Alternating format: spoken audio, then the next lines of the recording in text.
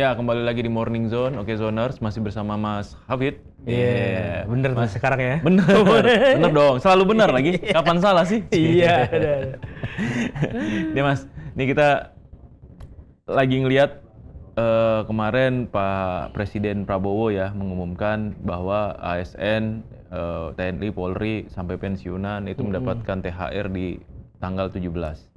Ojol juga gitu, mendapatkan THR, kita sebutnya BHR, meskipun 20% kalau nggak salah nilainya dari pendapatan. Nah, dengan pergerakan ini otomatis kan harapannya kan ekonomi ini bisa berputar ya. Iya. Termasuk juga soal mudik lebaran nih, karena udah dikit lagi nih, kita udah tanggal 18 Maret ya kan, udah tinggal menghitung lagi hari menuju lebaran, menuju hari raya. Pasti sudah banyak Okezoners yang juga merayakan ya, hendak merayakan hari raya lebaran ini di kampung halaman. Nah, ini kita akan ngobrol-ngobrol nih terkait soal transportasinya. Iya kan? Itu juga penting untuk diomongin ya. Iya, benar. Karena sekarang kita sudah terhubung dengan pengamat transportasi Bapak Joko Setiowarno.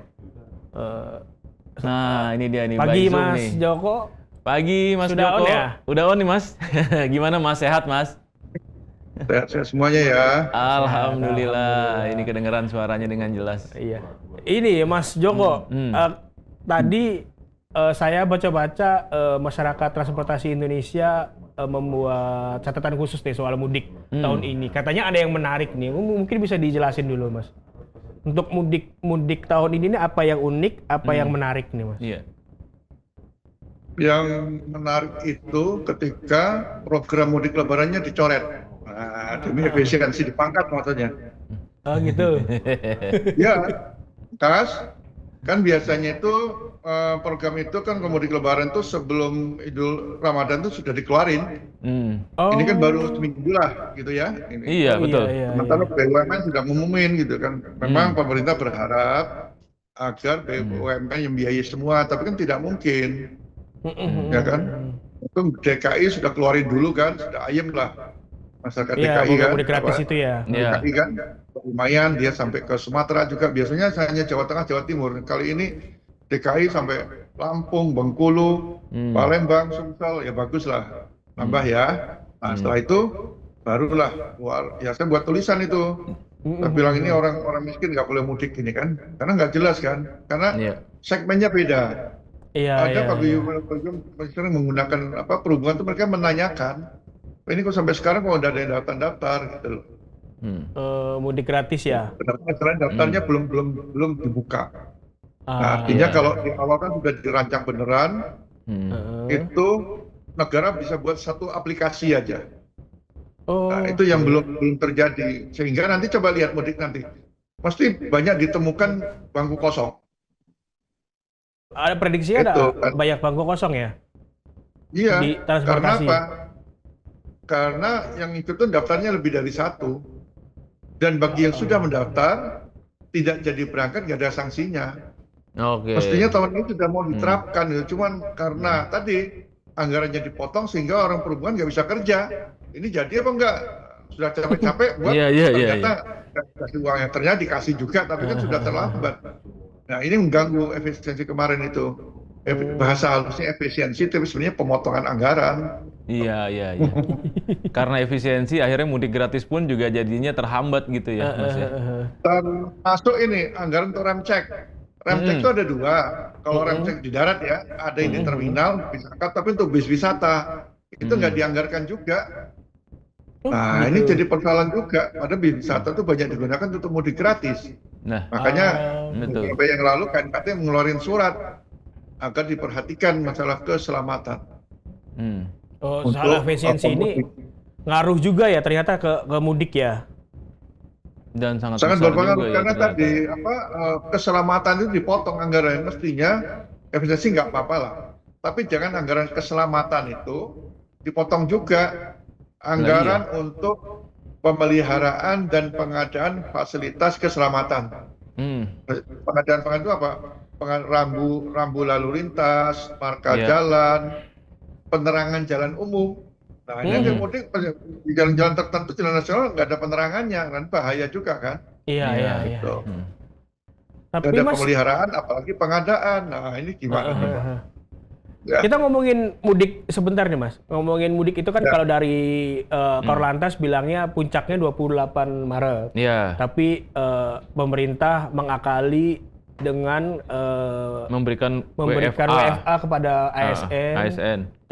dari mulai 21 Maret. Dari Itu tanggal ngaruh nggak 21. Mas bergeser jumlah pemudiknya? Kan Artinya tidak ada penumpukan iya, ya? tidak ada penumpukan di tanggal 28. 28. Pemerintah kan mengharapkan supaya masyarakat yang mudik tuh tertata dari tanggal 21 sampai tanggal 29-nya gitu loh. Nah, dengan adanya WFA itu ngaruh banyak nggak sebenarnya? Ya sebenarnya kalau tadi untuk orang tua, kemudian pelajar mahasiswa juga hal yang sama ya. Iya. Kan kemudian swasta juga harus sama ya, karena pegawai itu banyak swastanya juga. Betul. Ya. Nah, kalau itu dilakukan hal yang sama, saya kira nanti pasti ada pergeseran. Sangat berpengaruh karena pengalaman 2 tahun yang lalu itu baliknya itu diperpanjang waktunya. Ya pengaruh juga, jadi nggak gitu padat, berkurang lah. Oke. Mas, ini kan tadi terkait soal itu ya, mudik gratis ya. Mungkin yang terkendala akibat efisiensi, termasuk juga soal rambu-rambu keselamatan yang ada di tol. Nah, terkait soal diskon-diskon atau potongan-potongan harga sendiri gimana menurut Mas? Ada diskon tarif tol, ada potongan harga untuk pesawat terbang gitu ya di saat rambu-rambu malah mudik. dikurangin gitu anggarannya. Nah, ini diskon-diskon ini ngaruh nggak nih gitu nantinya bagi pemudik-pemudik Ya kalau pesawat ini? tentunya yang menggunakan pesawat itu orang mampu lah. Iya, ya betul. untuk mereka 13-14%. Bagi yang nggak mampu, kita tertolongnya dengan ada kapal-kapal laut gratis. Iya. Nah, mulai tahun lalu itu adalah kapal laut gratis, itu sangat membantu sekali ketika tahun lalu itu tarif tiket tidak turun, mereka menggunakan kapal-kapal tadi. Nah, ini saya lihat masih ada lah, ya itu yang sangat bantu sekali. tahun ini Jadi kapal gratis ada, Mas? ada. Ada ya? Nah itu termasuk apa yang dilakukan oleh Mudik PT gratis. Pelni, mudik gratis. Ya namanya dari Kalimantan ke Jawa gitu ya, dan dari Kalimantan ke Sulawesi, ada juga dari Batam yang banyak itu mereka ke Belawan, ke Medan, ke Riau ya. Itu membantu lah karena mereka tiket pesawat meski ya orang kelas bawah walaupun di importnya masih mahal juga gitu loh. Mereka akan memilih kapal laut gratis tadi, ya. Dan pulau-pulau kecil, saya kira itu sangat bantu sekali. Ya, kemudian kalau tol, saya kira tol ini memang untuk tadi biar pemerataan, biar nanti tidak numpuk, terutama menggunakan kendaraan pribadi terutama di Jawa ya. Ini masih, tapi di Sumatera saya kira meningkat orang pengguna pribadinya, karena tol Sumatera itu sekarang sudah sampai Jambi. Nah, ini menarik. Jambi, provinsi terakhir di daratan Sumatera punya tol itu provinsi Jambi. Mereka punya tol 30 kilo meskipun itu dia belum nyambung ke Palembangnya. Karena kemarin kita tahu masih ada persoalan tanah katanya, ada mafianya hal atau gimana ya. Termasuk juga pembangunan jembatan nanti insya Allah 2026 ya sudah terhubung lah. Gitu. Perkiranya Juni 2026 sudah terhubung mulai Palembang sampai dengan Jambi. Wah, mantap dong. Tapi kalau tahun ini yang di Palembangnya di Jambi 30 kilo ya lumayan bantu lah ya. Tinggal cuman fungsionalnya yang ke Jambinya belum. Ini kalau itu bisa bantu. Tapi pengalaman kemarin saya tanyakan kepada orang-orang di Jambi ketika Nataru itu bertambah kok. Makanya di Jambi terminalnya sudah mulai bagus. Nanti saya mungkin hari Rabu Kamis mau ke Jambi mau lihat kondisinya seperti biasanya saya keliling. Ini kemarin itu tol fungsional ya Mas? Berarti ya Mas? Ya, tapi kelihatan Jambi enggak. Jadi kalau di Sumatera itu ada 3 tol yang fungsional. Yang ada 3 itu. Yang itu belum diresmikan artinya ya? Nah, yang 3 itu kalau saya tidak salah itu ada Padang Sitincin. Nah itu ya Sumatera Barat. Kemudian ada di Sumatera Utara dari Indragiri ke mana itu ya Kak? Asahan Kak. Kisaran. Ada, kemudian saya lupa satunya lagi ada tuh. Ada 3 ruas lupa saya, yang satunya ya. Iya. Jadi Sumatera, kalau Jawa ini apakah fungsional atau tidak melanjutkan kemarin yang fungsional Cibitung. Desember itu ada di Capeh 2 ya. Iya. Kemudian Jawa Timur. Jawa Timur Apakah ya sekarang Jawa Timur sudah fungsional sampai dengan kilometer berapa lupa yang dari Probolinggo itu ya. Kemudian Jawa Tengah ada dari Klaten lah. Dia menuju Prambanan. Iya, Sebenarnya betul. Prambanan ke Wiromartaninya belum bisa. Oh, dengan adanya tol fungsional ini juga artinya memecah atau membuat jalur atau arus pemudik ini juga nggak macet kali ya, Mas ya? Atau gimana, Mas? Ya, memberikan kemudahan lah. Jadi Kemudahan, kalau jalan ya? tol di Jawa, di Sumatera itu, dia bisa memberikan untuk perjalanan 50%. Oh, sampai Jadi 50% katakanlah, kalau itu ya? Ya, Jakarta Solo dulu perjalanan tuh bisa 12-13 jam. Iya. Ya, 12-14 jam. Sekarang 7 jam sudah bisa. Sampai ya di Solo. Semarang Jakarta dulu 10-12 jam. Sekarang 6 jam. Ada potensi Kereta bottleneck malah gitu nggak sih, Mas? Iya, potensi bottleneck gitu, macet panjang. Macet panjang itu. Bottleneck di Jawa deh terutama. Kalau sekarang sudah terhubung enggak ya? Enggak ya? Dulu yang Brexit 2016, Brexit itu 2015 ya. Iya. Iya. Itu masalahnya karena bottleneck-nya tolnya itu baru sampai Brebes. Betul, Dia iya. belum nyambung. Sementara teman ingat, entah siapa yang ngasih informasi ke Pak Presiden, dia bilang silakan menikmati tolnya. Jadi orang yang ke Jogja tuh lewat Brebes semua. Nah itu jadi macet. Padahal biasanya mereka dari Pejagan sudah ke selatan. Iya, betul. Salah informasi aja. Tapi sekarang seperti Brexit, insya Allah nggak terulang lah, karena sudah terhubung. Jadi kalau macet sudah suruh keluar. Kalau dari jalan atau fasilitas kan sebenarnya sudah lumayan bagus ya. Tapi kalau dari transportasi umum sendiri kesiapannya seperti apa, Pak Mas Joko? Karena kan polisi kemarin melarang warga untuk mudik pakai motor ya. Iya. Mengimbaunya pakai transportasi umum. Nah, penilaian Mas Joko sendiri soal transportasi umum di kita itu sudah siap belum sebenarnya? Sudah bagus belum sih? Ya gini, kalau jalan saya kira sekarang masih masalah itu. Jalan Pantura tuh belum bagus semua. Iya. Iya. Ini jalan non-tol ya berarti. Non-tol ya, yang PR ya. Iya. Tol ya. Kalau jalan tol karena setiap hari saya menggunakan, setiap minggu saya lewat tol, ini sedang proses perbaikan. Iya. Ada perbaikan. Gitu kan? Iya. Perbaikan ya targetnya memang seminggu sebelum Lebaran katanya udah selesai. Iya. Gitu. Ya. Kemudian kalau kesiapan angkutan umum, nah ini yang menarik. Jadi Kementerian Perhubungan itu setiap tahun melaksanakan survei potensi penumpang menggunakan moda angkutan. Potensi pergerakan ya. Salah satu pilihannya adalah menggunakan moda angkutan. Ya. Nah, di moda angkutan itu selama ini pilihan mereka itu selalu milih pertama mobil pribadi, kedua sepeda motor, ketiga kereta, keempat angkutan bis, ya, antar kota. 2024 kemarin hasil surveinya berbalik. Pertama milih kereta, kedua milih bus, mobil itu pilihan ketiga, sepeda motor keempat. Ada bergeser ya. Nah, yang sekarang beda lagi. Iya. Nomor satunya itu mobil pribadi, ya. Nomor 2-nya itu kereta, masih angkutan umum ya. Nomor 3-nya itu bis, kota. Nomor 4-nya bukan sepeda motor, tetapi pesawat terbang. Gitu. Nah, karena survei itu dilakukan ada informasi tiketnya turun. Nah, pesawat terbang nomor 4, jadi besarnya begitu. Jadi variasinya seperti itu selama 3 tahun terakhir.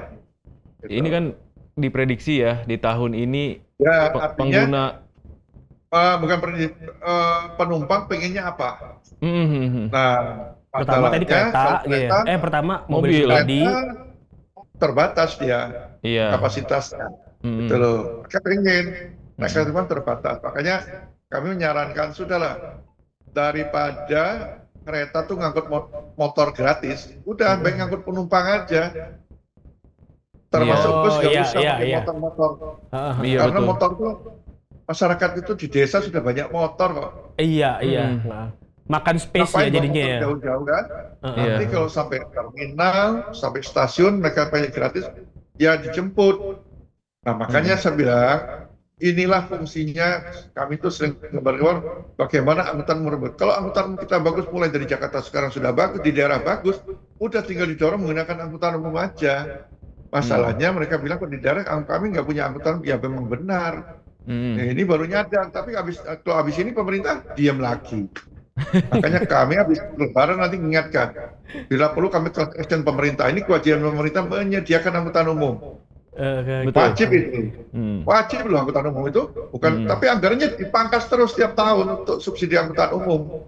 Ini kewajiban pemerintah yang tidak diurus dengan benar, hanya untuk bahan kampanye aja. Oh nanti akan kami berikan gratis. Oh yang ngomong rupanya nggak pernah naik angkutan umum, ya susah ngomong doang. Nah, kita terus pesona, artinya kita tagih sekarang janji-janji itu. Siap. Ya? Mas Joko, ini terakhir nih Mas, pertanyaan terakhir Mas. Ya. Untuk pesan-pesan untuk pemudik sendiri dari Mas Joko apa nih? Untuk yang mau mudik ini ya, ntar lagi kan mau lebaran nih gitu kan. Kalau dari pesan dari Mas Joko, terakhir apa deh? Yang jelas, diusahakan jangan pakai sepeda motor untuk jarak jauh. Iya. Karena sepeda motor itu tidak berkeselamatan. Yang kedua, menggunakan sepeda motor jangan bawa anak-anak.